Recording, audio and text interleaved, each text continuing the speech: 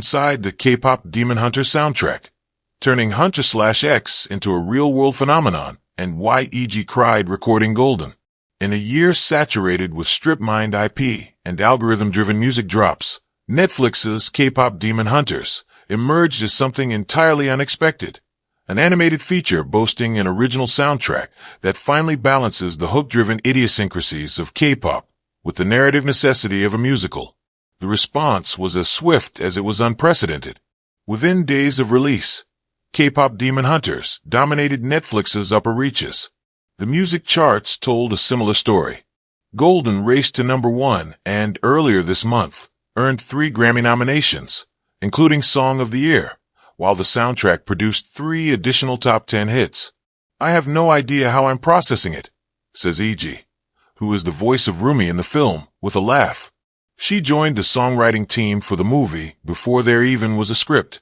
Her task? To authentically translate K-pop for the screen. It was my first film, so trying to write lyrics based on a storyline was hard, she says. For Ejae, musical theater veteran Mark Sonnenblick was a lifeline.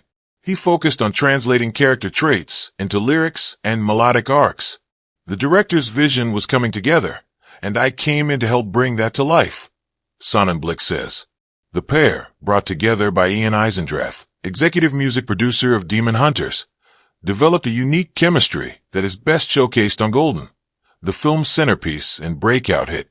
Equipped with K-pop instrumentals, Ejae fell for Golden and freestyled the hook on the way to the dentist. She then molded the lyrics to the narrative with Sonnenblick, making small but important tweaks along the way.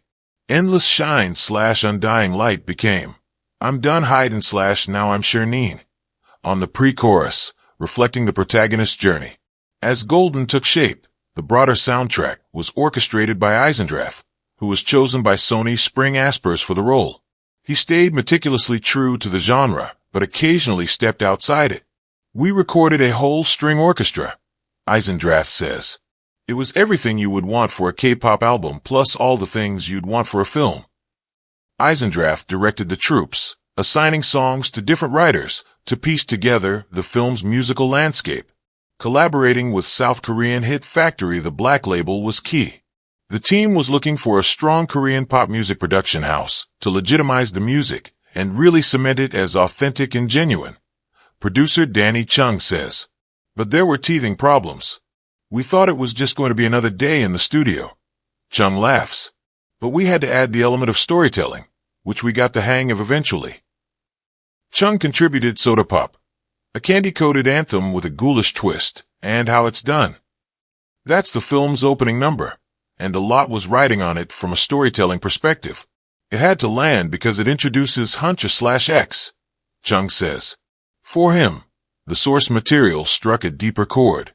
It's about duality and representation, being a human and a demon or being Korean and American, he says. I've met a lot of people that have resonated with that. Ejae was similarly affected. I cried when I was recording the Golden demo, she says. I wish I heard it when I was in K-pop training.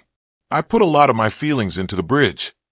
While the creatives built the sonic world, songwriter-producer Savin Kotecha shepherded its release through Visva Records in partnership with Republic. I started this little label because I love soundtracks, he says. For Visva's first release to top the charts, however, was a shock. I knew the songs were great, but to say I would have predicted this? I don't think anyone could have. Songwriters, e.g., Mark Sonnenblick, Jung Gyu,